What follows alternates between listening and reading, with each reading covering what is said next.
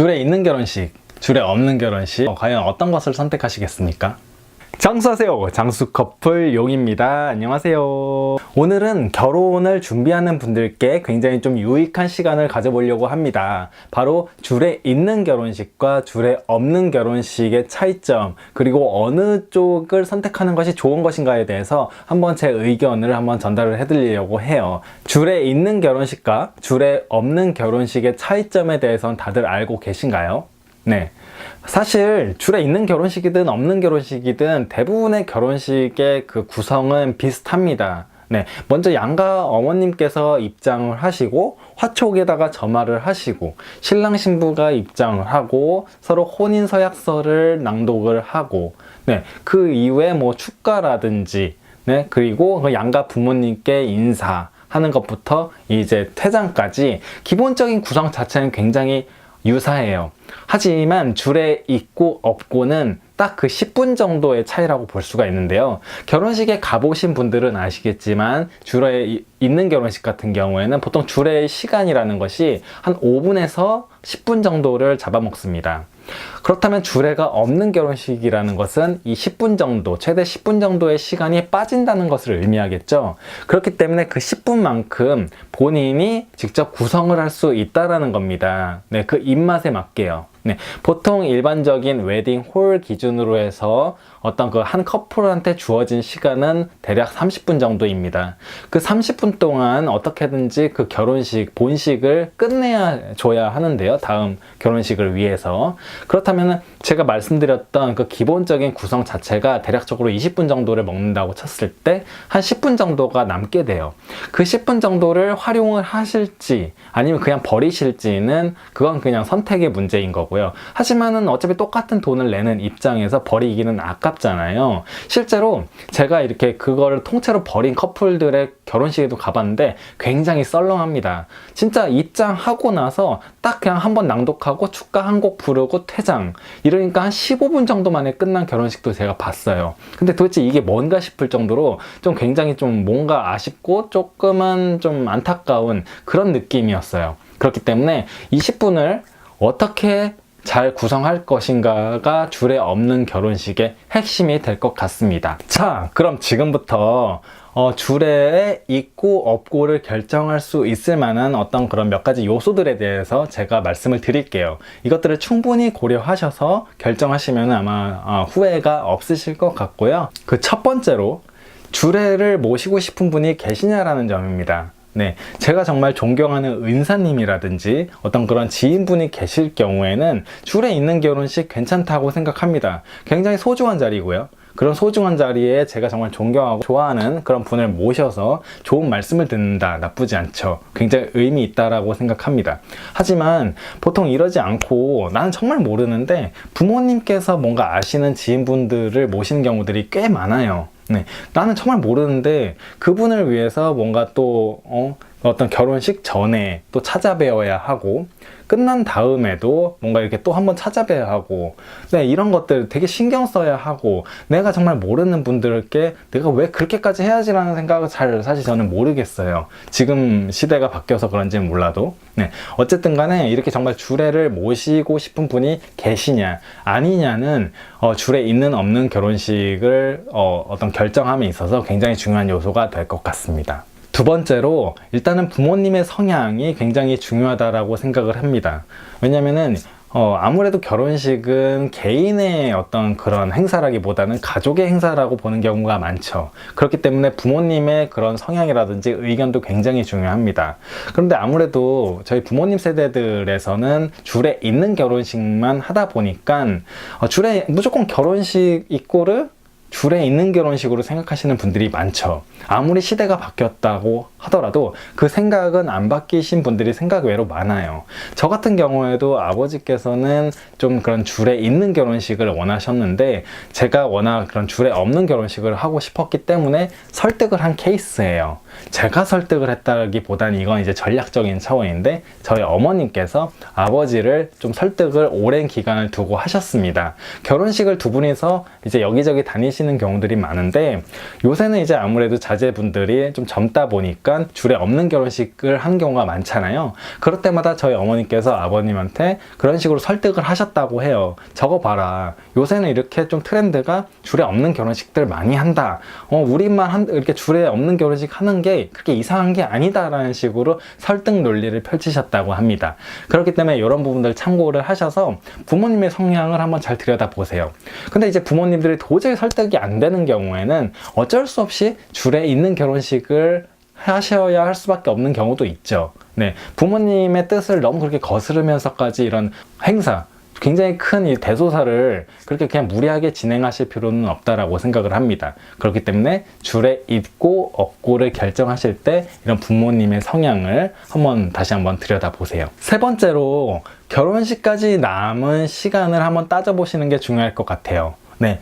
아무래도 줄에 없는 결혼식은 줄에 있는 결혼식에 비해서 상대적으로 시간이 더 많이 들어갑니다. 왜냐면은 그 10분 정도 줄에 없는 시간을 뭔가 어떤 프로그램이든 본인이 어떤 하시고 싶은 걸로 구성을 해야 돼요. 그건 아이디어가 들어갈 수도 있고 어떤 뭔가를 제작하고 뭔가 준비하고 연습하고 여러 가지 리소스가 들어갈 수 있기 때문에 시간이 상대적으로 더 많이 들어갑니다. 그렇기 때문에 뭔가 이렇게 시간이 얼마 남지 않은 상황에서는 본인이 하고 싶어도 못할 수가 있어요. 이렇게 현실적으로 좀 더 생각을 하셔서 시간이 얼마나 남아있는지도 계산을 하셔야 할 것 같습니다. 마지막으로 중요한 것은 바로 본인의 성향입니다. 네, 아무래도 줄에 없는 결혼식은 있는 결혼식에 비해서 본인이 신경을 많이 써야 하기 때문에 좀 무난하고 안정적인 것을 선호하는 분들은 스트레스를 받으실 수 있어요. 아무래도 본인이 막 뭔가 직접 누가 막 도와주지도 않는데 직접 막 발로 뛰면서 직접 본인이 막 머리로 아이디어를 짜내야 하고 연습을 해야 하고 구성을 해야 하고 하는 점이 본인한테 그렇지 않아도 막 결혼식 준비하느라 바빠 죽겠는데 스트레스로 다가올 수 있다는 점입니다. 그렇기 때문에 계획적이지 않으신 분들, 특히 이런 분들은 더 스트레스를 받을 수 있고요. 줄에 있는 결혼식, 줄에 없는 결혼식을 좀 선택하실 때 그런 점들을 좀 고려를 하시면 좋을 것 같습니다.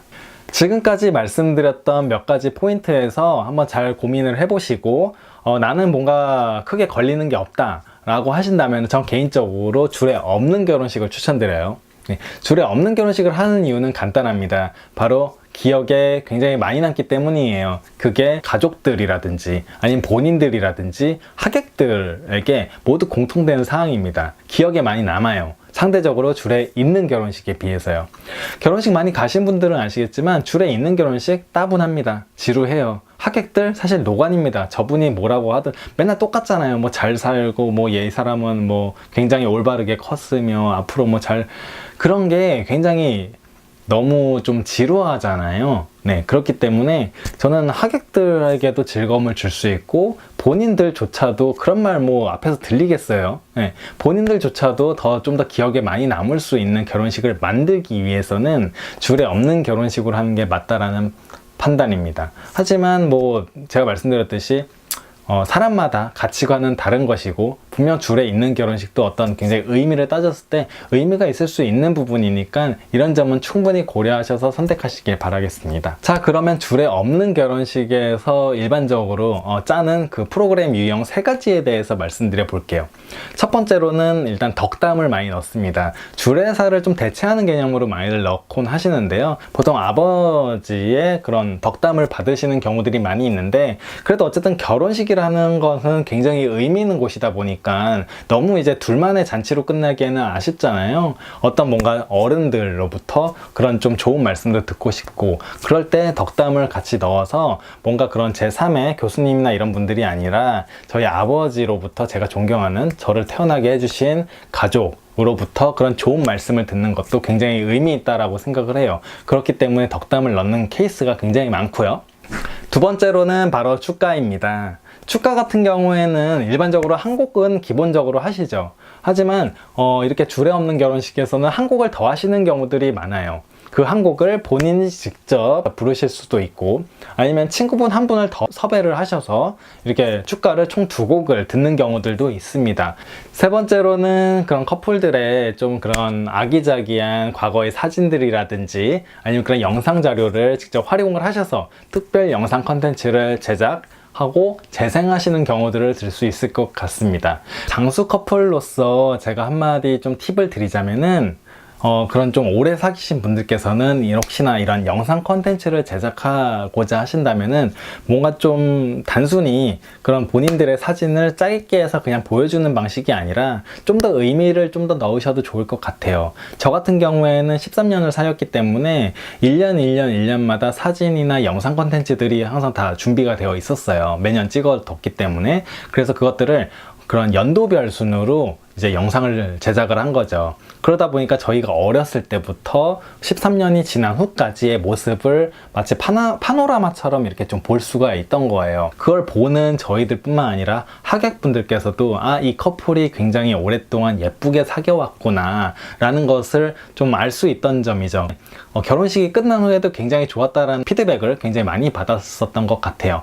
그래서 뭔가 좀 이렇게 오래 사귀신 분들이라든지 아니면은 꼭 오래 사귀신 분들이 아니더라도 일반적인 커플 분들께서도 조금 더 아이디어를 입히시는 것도 좋을 것 같아요.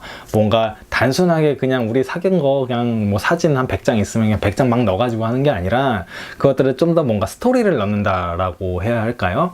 그러다 보면은 좀 더 이제 하객들 입장에서 볼 때도 굉장히 진짜 더 의미 있게 다가올 수 있고, 우리 이렇게 잘 사귀었어요를 말 그대로 자랑할 수 있는 거잖아요.